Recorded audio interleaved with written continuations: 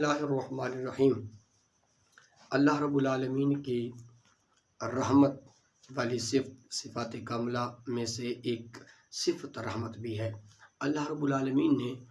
قرآن میں سینکڑوں مقامات پر اپنی اس رحمت کا تذکرہ فرمایا ہے، الرحمن الرحیم، اور یہ تمام مسلسل اور دوام اللہ کی رحمت میں ہوتا ہے۔ دوستان گرامی، اللہ رب العالمین نے یہ بھی ارشاد فرمایا، یا عبادی الذین اسرفوا علی انفسہم لا تقنطوا من رحمت اللہ۔ اے میرے بندو، جب اپنی جانوں پر ظلم کر بیٹھو، گناہ کر بیٹھو، تو پھر اللہ کی رحمت سے نا امید نہ ہو، یعنی توبہ کرو۔ اللہ تعالیٰ رحیم ہے، وہ تمہاری توبہ کو قبول فرما لے گا۔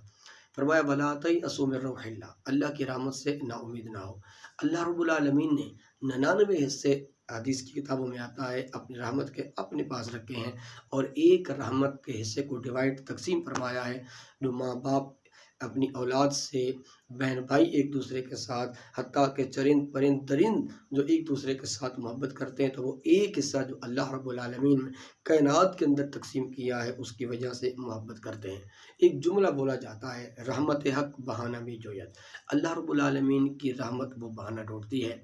سرکار دو عالم صلی اللہ علیہ وآلہ وسلم کا فرمان عالی شان بخاری کتاب الاستقراض کے اندر ہے کہ ایک آدمی ہے جس کے پاس کوئی اور نیک عمل نہیں ہے، اچھا عمل نہیں ہے، ہاں جب وہ لوگوں کے ساتھ لین دین کرتا ہے، کاروبار کرتا ہے، تجارت کرتا ہے، اس کا اخلاق اچھا ہے، نرمی والا پہلو اپناتا ہے، محبت والا اور پیار والا لہجہ اپناتا ہے، حتیٰ کہ قرض کے اندر تاخیر بھی کرتا ہے، قرض معاف بھی کرتا ہے، تو فرمایا اور کوئی عمل نہیں تھا۔ اللہ رب العالمین، وہ اللہ کی جو صفت رحمت ہے اس بندے کے اندر موجود تھی، اس نے لوگوں پر رحم کیا، تو اللہ رب العالمین نے بھی اس بندے پر رحم کیا، تو اللہ رب العالمین اس کے اس عمل کی وجہ سے اس کی بخشش فرما دے گا۔ الترغیب و ترہیب کے اندر حضرت ابو ذر غفاری رضی اللہ تعالیٰ عنہ سے روایت ہے، آپ فرماتے ہیں آقا علیہ الصلوۃ والسلام نے فرمایا، بنی اسرائیل کا ایک شخص ہے جو 80 سال عبادت، 60 سال عبادت ایک حجرے میں کرتا ہے، ایک دن باہر نکلتا ہے، ایک اجنبی پر اس کی نظر پڑ جاتی ہے، جس کی وجہ سے اسباب کی مجسر ہونے کی وجہ سے گناہ میں مبتلا ہوتا ہے، حتیٰ کہ اس کی گناہ کے وجہ سے اس کی عبادت ضائع ہو جاتی ہے۔ لیکن وہ آدمی گھر سے باہر نکلتا ہے، اس کے ہاتھ کے اندر 2 روٹیاں ہیں، سائل سوال کرتا ہے کہ میاں بھوک لگی ہے، روٹی چاہیے، وہ ایک روٹی اس کو دیتا ہے، تو حضور علیہ الصلوۃ والسلام نے غیب کی خبر عطا فرمائی، فرمایا اللہ تعالیٰ اس کی عبادت تو اس کے گناہ کی وجہ سے ختم کر دی، 60 سال کی عبادت، اللہ کو اس کا یہ عمل پسند آیا، اس عمل کی وجہ سے اللہ رب اس نے بندے پر رحم کیا ہے، اس رب نے اپنے بندے پر رحم کر کے اس کی بخشش فرما دی ہے۔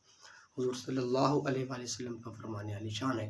2 آدمی قیامت کے والے دن، امام قرطبی نے التذکرہ کے اندر روایت کیا ہے کہ 2 آدمی قیامت والے دن رب کا حکم ہوگا، جاؤ جہنم کی طرف چلے جاؤ، دونوں چلیں گے، ایک تیز اور ایک آہستہ، جو تیزی سے جائے گا اللہ اس کو بھی بلائے گا، اور جو آہستہ جائے گا اللہ اس کو بھی بلائے گا کہ ماجرا کیا ہے، وہ تیز چل رہا ہے تو آہستہ چل رہا ہے، تو جو تیز چلنے والا ہے وہ عرض کرے گا، مولا ساری زندگی تیری نافرمانی کرتا رہا، تیری بات نہیں مانی، تیرا حکم نہیں مانا، آج تو نے حکم دیا ہے، تیزی سے جا رہا۔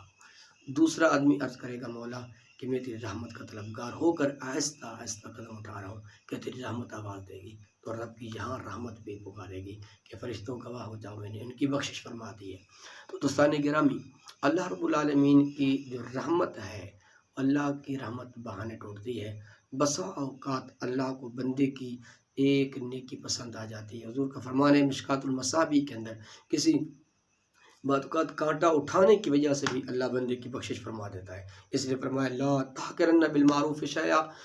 نیکی میں سے کسی کو حقیر مت جانو، کہ اللہ رب العالمین وہ تمہاری نیکی قبول کر لے گا اور تمہارے گناہوں کی بخش دے گا۔ اگر وہ بخشنے پہ آئے، وہ رحمت کرنے پہ آئے، تو وہ فاسقہ، فاجرہ، گناہ گارہ، جو کتے کو زانیہ عورت، وہ کتے کو پانی پلا دیتی ہے اپنی جوتی اتار کر، تو اللہ رب العالمین اس کی بخشش فرما دیتا ہے۔ تو ایسا کام مت کریں، چھوٹا ہو کہ جس سے کسی کی دل آزاری ہو، بعض اوقات اس کی وجہ سے بندہ پکڑ میں آ جاتا ہے، یہ نہ سمجھے کہ چھوٹا گناہ کر رہا ہوں اس سے کیا ہوتا ہے، اور ایسی نیکی بھی مت اسے حقیر سمجھیں کہ بعض اوقات اس نیکی کی وجہ سے اللہ تعالیٰ آپ کی، یعنی نیکی کو حقیر نہ جانیں، اس نیکی کو کریں تو اللہ رب العالمین کی رحمت کی امید کریں۔